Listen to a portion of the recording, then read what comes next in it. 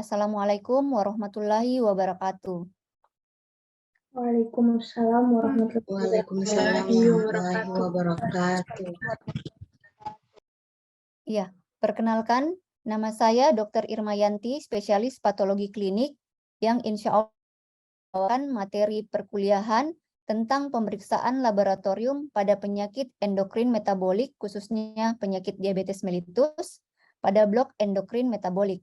Sebelumnya, saya persilahkan kepada ketua kelas untuk memimpin doa sebelum kita memulai pembelajaran kita hari ini. Silahkan, Dek. Baiklah, sebelum kita memulai, marilah kita bersama-sama membaca doa. Subhanallah, walhamdulillah, wa la ilaha illallah, wallahu akbar. A'udzu billahi minasyaitonir rajim. Bismillahirrahmanirrahim. Alhamdulillahi rabbil alamin. Allahumma shalli ala sayyidina Muhammad wa ala ali sayyidina Muhammad. Rabbi shrah li sadri wa yassir li amri wahlul 'uqdatam min lisani yafqahu qawli. Subhana rabbika rabbil izzati amma yasifun wa salamun 'alal mursalin walhamdulillahi rabbil alamin. Wa li Rasulillah Allahumma shalli ala sayyidina.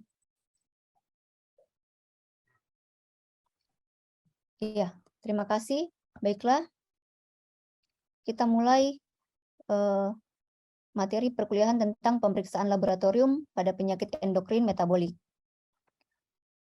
Untuk deskripsi mata kuliah ini berbobot 5 SKS yang merupakan bagian dari blok endokrin metabolik dengan tatap muka 1 kali dalam waktu 2 kali 50 menit.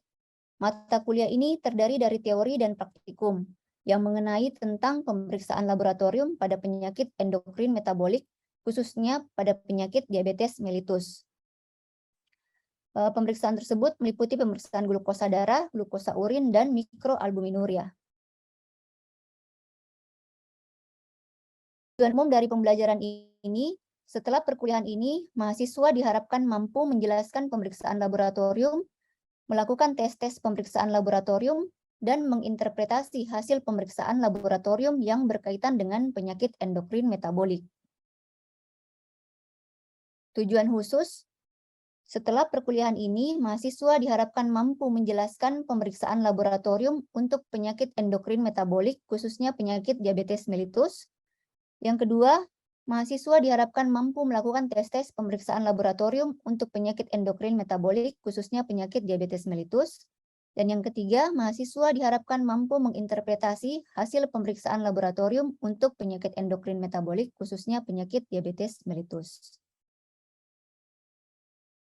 Nah, kita mulai masuk kepada teori, yaitu tes diabetes mellitus. Sebagai pendahuluan, diabetes mellitus, sebagaimana kita ketahui, merupakan kelompok penyakit metabolik yang ditandai dengan hiperglikemia, di mana hiperglikemia yaitu suatu kondisi keadaan kadar glukosa dalam darah meningkat atau mengalami peningkatan akibat terjadi gangguan pada kerja insulin, sekresi insulin, atau pada keduanya, kerja insulin dan sekresi insulinnya, yang bila berlangsung terus-menerus akan menyebabkan kerusakan jangka panjang pada mata, ginjal, saraf, jantung, dan pembuluh darah. Berikut klasifikasi etiologi atau penyebab penyakit diabetes mellitus. Dibedakan beberapa tipe. Tipe 1 itu karena terjadi destruksi sel beta pankreas. Umumnya ini berhubungan dengan defisiensi atau kekurangan insulin. Dia terbagi dua, ada yang autoimun, ada yang idiopatik.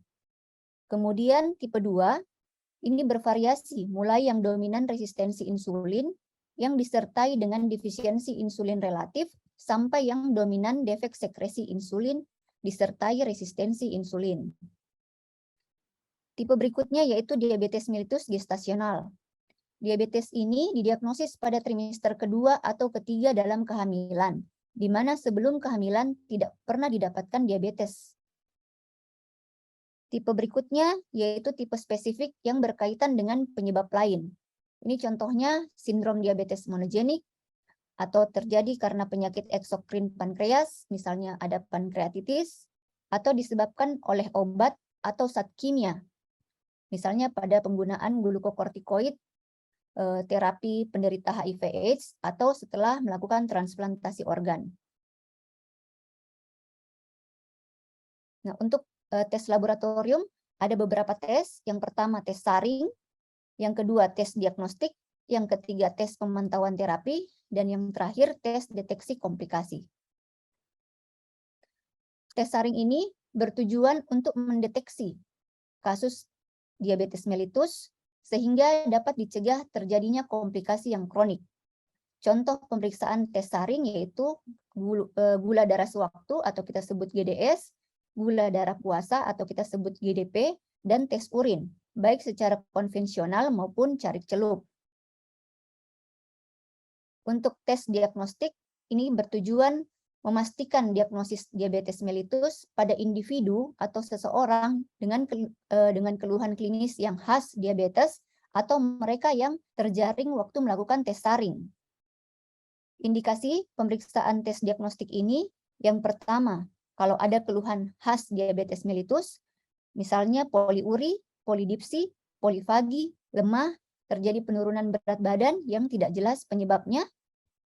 Indikasi kedua, jika tes saringnya itu menunjukkan hasil, di mana hasil GDS-nya kalau kita pakai sampel vena didapatkan hasil glukosa darah sewaktunya 110 sampai 199, atau kalau menggunakan sampel kapiler didapatkan hasil GDS-nya 90 sampai 199.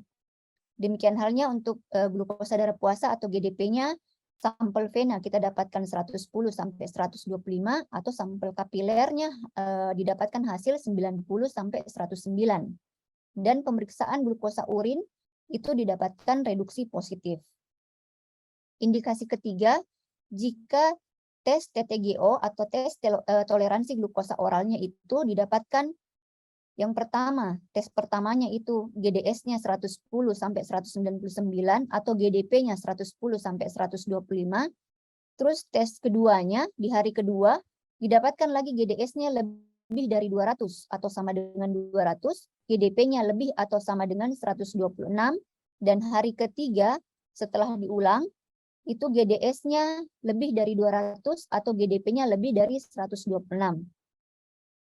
Atau pada ibu hamil, kita dapatkan diabetes gestasional. Jadi ini terjadi gangguan toleransi karbohidrat yang mengakibatkan kadar gula darah meningkat dan pertama kali diketahui pada saat dia hamil. Diabetes gestasional ini didiagnosis jika memenuhi satu atau lebih dari kriteria berikut. Kalau GDP-nya itu 126, setara dengan ini yang satuan milimol per liter, ini satuan di luar negeri, yang di Indonesia kita pakai miligram per dl. Jadi ini setara. Terus glukosa plasma 2 jam setelah TTGO itu kita dapatkan 200 mg per desiliter, setara dengan 11,1. Dan GDS-nya dengan gejala yang khas tentunya ya, polifagi, poliuri, polidipsi, penurunan berat badan yang tidak jelas. Nah itu GDS-nya didapatkan hasil 200 mg per dl setara dengan 11,1. Itu sudah bisa didiagnosis bahwa dia menderita diabetes gestasional. Jenis tes diagnostik seperti yang disebutkan tadi ada GDS, glukosa darah sewaktu, GDP, gula darah puasa, kemudian GD2PP, ini glukosa darah 2 jam postprandial, kemudian ada glukosa plasma 2 jam pasca TTGO. Untuk praanalitik persiapan pasien, kalau kita mau periksa gula darah puasanya pasien, kita minta pasiennya berpuasa minimal 8 jam, maksimal 10 jam. Kemudian kita arahkan supaya dia menghentikan semua obat-obatan yang dia konsumsi selama ini. Jadi hentikan dulu, dilarang minum dulu sebelum kalau dia mau periksa gula darah puasanya. Kalau untuk pemeriksaan glukosa darah 2 jam postprandial, ini dilakukan 2 jam setelah kita mengambil glukosa darah puasanya. Jadi kalau sudah ambil glukosa darah puasa, kita kasih makanan yang mengandung 100 gram karbohidrat, misalnya nasi takaran yang seperti nasi McD atau KFC, itu setara dengan 100 gram. Kemudian 2 jam setelah dia makan itu baru kita periksa GD2PP-nya. Nah, untuk yang TTGO, tes toleransi glukosa oral, ini syaratnya 3 hari sebelum pemeriksaan, pasien tetap makan dengan karbohidrat yang cukup dan melakukan kegiatan aktivitas seperti biasa ya, sehari-hari. Kemudian berpuasa juga paling sedikit 8 jam, dimulai pada malam hari, minum air putih boleh, tapi tidak boleh minum yang manis, yang ada gulanya. Kemudian dilakukan pemeriksaan kadar glukosa darah puasa, jadi dia juga periksa pagi-pagi itu GDP-nya. Setelah periksa GDP, baru kita kasih dia glukosa anhidrat sebanyak 75 gram pada orang dewasa, pada anak-anak sekitar 1,75 gram per kilogram berat badan. Nah, glukosa ini yang 75 gram kita larutkan pada air minum, air 250 ml, dan dia harus habiskan dalam waktu 5 menit. Setelah itu dia berpuasa kembali selama 2 jam, setelah itu baru diperiksa TTGO-nya. Nilai rujukan untuk TTGO, kalau kita pakai sampel darah vena, itu kurang dari 110, kalau pakai sampel darah kapiler, kurang dari 90, itu untuk GDS ya. Kalau GDP, glukosa darah puasanya, darah vena kurang dari 100, darah kapilernya kurang dari 90. Untuk GD2PP, kalau pakai sampel darah vena kurang dari 140, kalau pakai sampel darah kapiler itu kurang dari 120. Jadi kapan hasil TTGO-nya kurang dari 140 itu masih dianggap normal. Kalau dia hasilnya antara 140 sampai 199 mg per dl, kita sudah bisa menyebut TTGO-nya terganggu. Kalau dia sudah lebih atau sama dengan 200, bisa dikatakan dia sudah menderita DM atau diabetes mellitus. Untuk pasca analitik, nah inilah hasil yang harus kita interpretasi ya. Ini untuk kriteria untuk mendiagnosis seseorang menderita diabetes atau belum atau tidak. Jadi bisa pakai hasil glukosa darah puasanya kalau lebih atau sama dengan 126 mg setelah dia puasa minimal 8 jam. Kalau sudah lebih ya atau sama dengan itu sudah bisa didiagnosis dia DM, atau kita pakai hasil 2 jam postprandial atau 2 jam TTGO setelah dia TTGO 2 jam setelah itu, kalau hasilnya lebih atau sama dengan 200 bisa dikatakan dia DM. Atau kita pakai hasil pemeriksaan A1C atau HbA1c. Kalau hasilnya lebih atau sama dengan 6,5%, itu sudah bisa dikatakan dia menderita DM. Tapi ini jarang kita pakai. Yang paling sering itu ini glukosa darah puasa atau 2 jam post TTGO. Atau bisa juga kita pakai hasil glukosa darah sewaktunya, random plasma glucose. Kalau hasilnya lebih atau sama dengan 200, tapi dia harus mempunyai gejala yang khas, gejala klinis yang khas DM. Kalau hasil GDS-nya lebih atau sama dengan 200, itu juga sudah bisa mendiagnosis dia DM. Nah, untuk pemantauan terapi, ini bertujuan memantau keberhasilan pengobatan untuk mencegah terjadinya komplikasi kronik. Indikasi, kalau ada seseorang yang sudah didiagnosis DM, atau toleransi glukosa terganggu, atau glukosa darah puasanya terganggu, pada tes saring, nah ini kita lakukan pemantauan terapi. Setelah kita memberikan terapi, 3 bulan atau 6 bulan setelah itu, kita lakukan tes pemantauan terapi. Jenis tesnya sama, GDP, G2PP, nah ini yang tadi, HbA1c atau A1C. Kemudian dilakukan juga pemeriksaan tes profil lipid. Nah, untuk tes glukosa terganggu atau TGT dan glukosa darah puasa terganggu atau GDPT, ini kata lain dia prediabetes, jadi belum sampai diabetes, tapi dia hampir mencapai diabetes, hampir terdiagnosis diabetes. Jadi kondisi kadar glukosa darah yang meningkat, tetapi belum mencapai kadar untuk mendiagnosis sebagai DM. Jadi dia keadaan antara normal glikemi dan diabetes mellitus. Itu TGT. Ya, jadi hasil pemeriksaan glukosa plasma 2 jam setelah TTGO-nya itu antara 140 sampai 199. Jadi belum, kalau dia sudah lebih dari 200 baru kita bilang dia DM. Atau glukosa plasmanya kurang dari 100, belum sampai 100.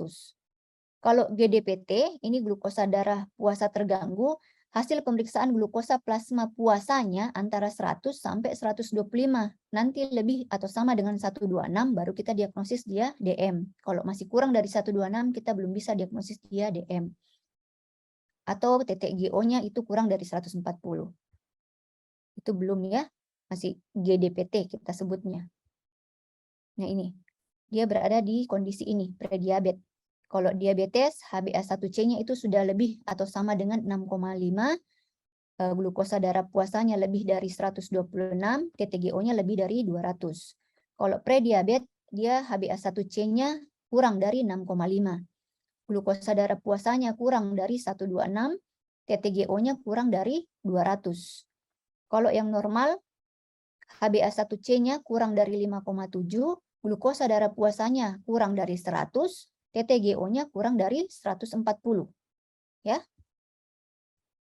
Nah, ini tes HbA1c sebagai pemantauan terapi. Jadi HbA1c itu atau A1C ini adalah hemoglobin adult 1C.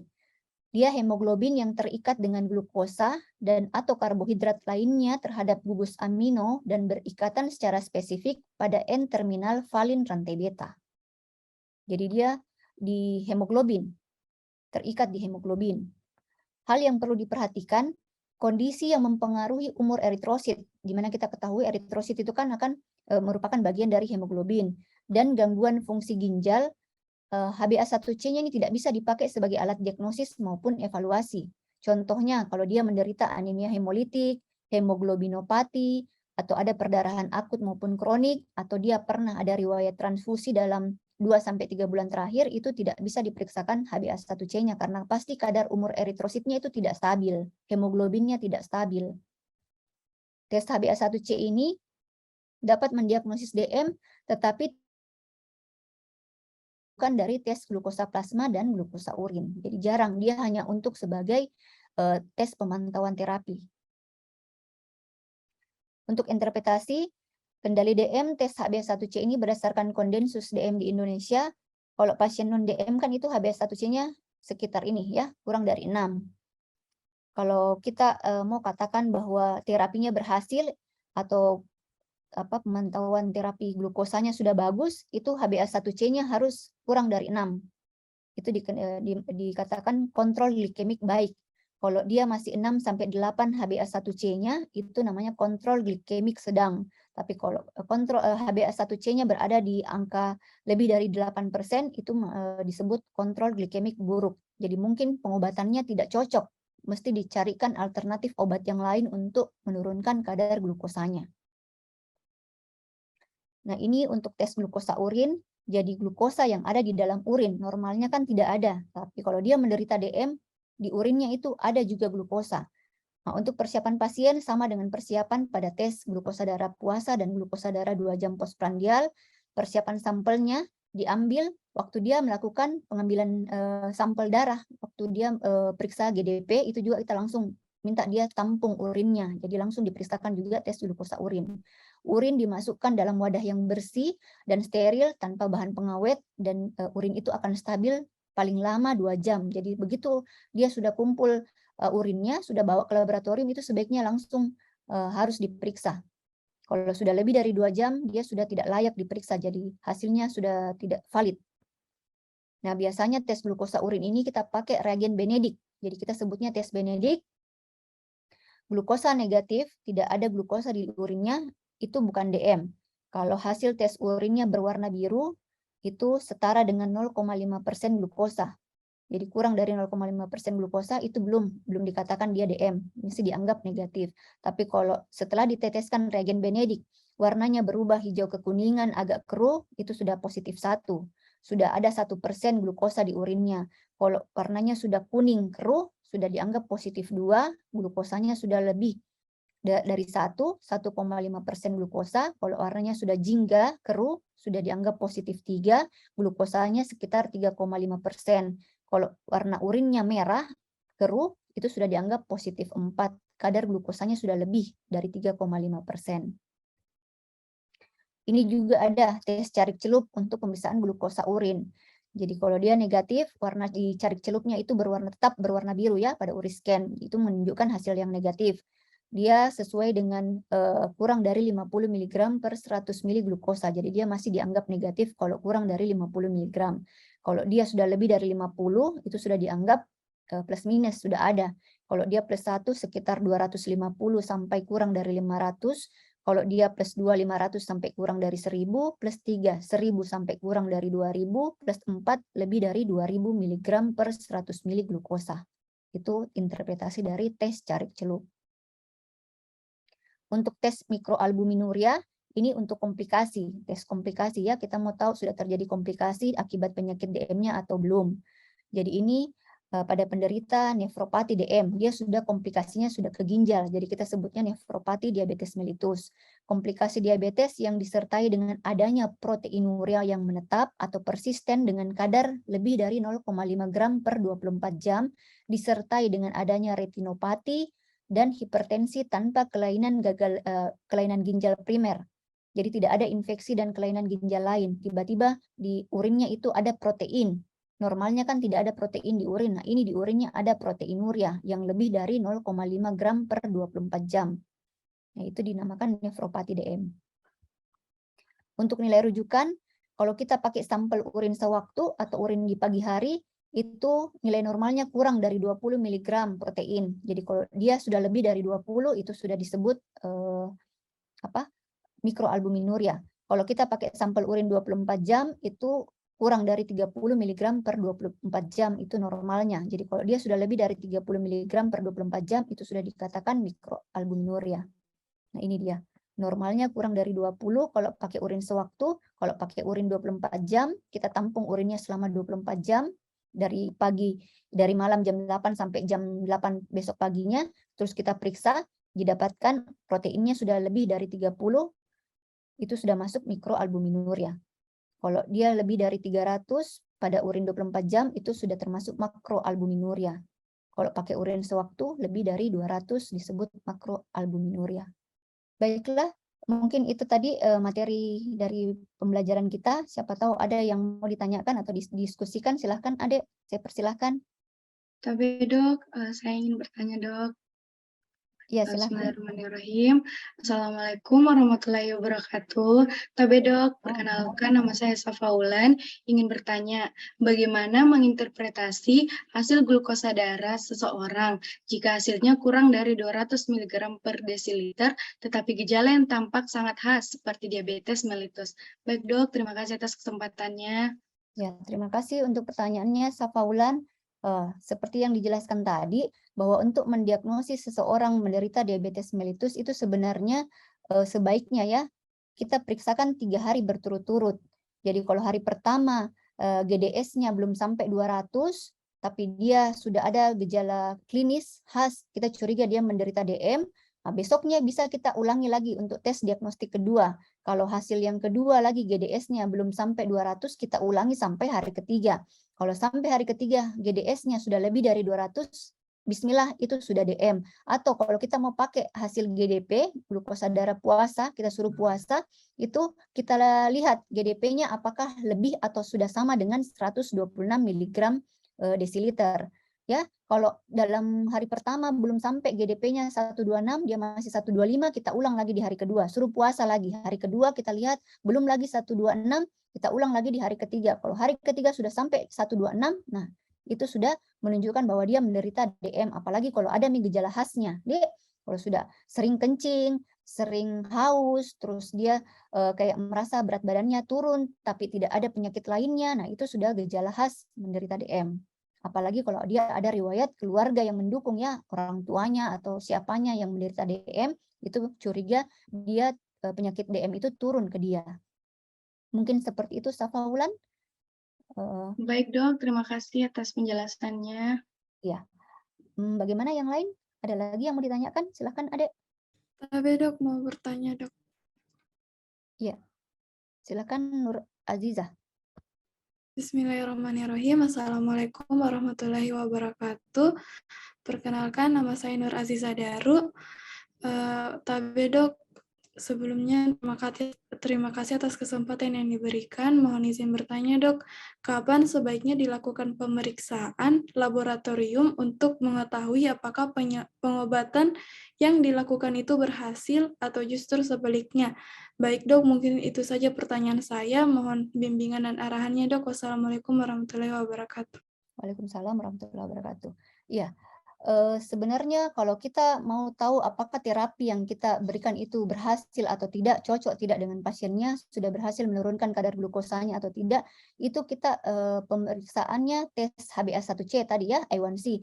Tapi itu pun karena A1C ini kan dia ada di hemoglobin ya, terikat di hemoglobin, di eritrosit, di mana kita ketahui eritrosit itu umurnya di dalam darah 120 hari, jadi sekitar 3 bulanan ya baru dia terganti lagi. Jadi kalau dia umurnya sudah lebih dari 120, dia akan hancur, lisis sendiri, digantikan dengan eritrosit yang baru. Nah, disitulah kita mulai periksakan HbA1c-nya lagi.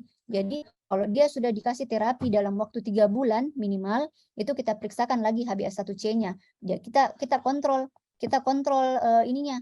Sebelumnya kita catat pemeriksaan HbA1c di bulan pertama berapa, nah, bulan keempat berapa, apakah terjadi penurunan atau dia malah meningkat. Di situ kita interpretasi kontrol glikemiknya baik, sedang, atau buruk. Jadi berdasarkan itu minimal 3 bulan atau 120 hari. Tapi kalau bukan 3 bulan bisa juga 6 bulan. Jadi kelipatan duanya. Mungkin seperti itu, Dek.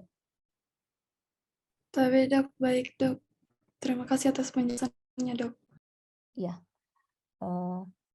Masih ada yang mau ditanyakan?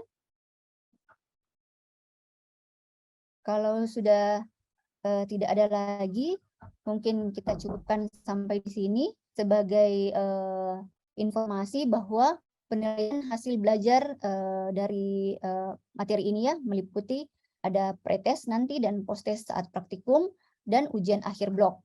Jadi nilainya itu akan diakumulasikan ya, diambil dari nilai pretest dan posttest. Jadi sebelum praktikum ada pretestnya dan setelah praktikum ada posttest. Kemudian di akhir blok akan diadakan ujian akhir atau CBT. Demikianlah pilihan kita pada kesempatan kali ini. Semoga apa yang kita diskusikan mengenai pemeriksaan laboratorium pada penyakit endokrin metabolik, khususnya penyakit diabetes mellitus, bisa memberikan manfaat untuk kita semua dan memberikan berkah. Segala kekurangannya saya mohon maaf karena kesempurnaan hanya milik Allah Subhanahu wa taala, manusia tempatnya hilaf. Saya silahkan kembali ketua kelas untuk memimpin doa, Dek. Silahkan untuk menutup perkuliahan kita ini. Baiklah, sebelum kita menutup, marilah kita bersama-sama membaca doa. Subhanallah, walhamdulillah, wa la ilaha illallah, wallahu akbar. A'udzu billahi minasyaitonir rajim. Bismillahirrahmanirrahim. Alhamdulillahi rabbil alamin. Allahumma shalli ala sayyidina Muhammad wa ala ali sayyidina Muhammad. Allahumma anfa'ni bima 'allamtani wa 'allimni ma yanfa'uni warzuqni 'ilman yanfa'uni. Bismillahirrahmanirrahim. Alam nashrah laka sadrak wa wada'na anka wizrak alladhi anqadha dhahrak wa rafa'na laka zikrak fa inna ma'al usri yusra inna ma'al usri yusra fa idza faraqta fansab wa ila rabbika farghab. Subhana rabbika rabbil izzati amma yasifun wa salamun 'alal mursalin walhamdulillahi rabbil alamin wa li rasulillah. Allahumma shalli ala sayyidina Muhammad wa ala ali sayyidina Muhammad. Al-Fatihah. Cukup ya untuk kita kali ini dengan ucapan alhamdulillahirabbil alamin wabillahi taufik wal hidayah. Jazakumullahu khairan kasiran. Assalamualaikum warahmatullahi wabarakatuh.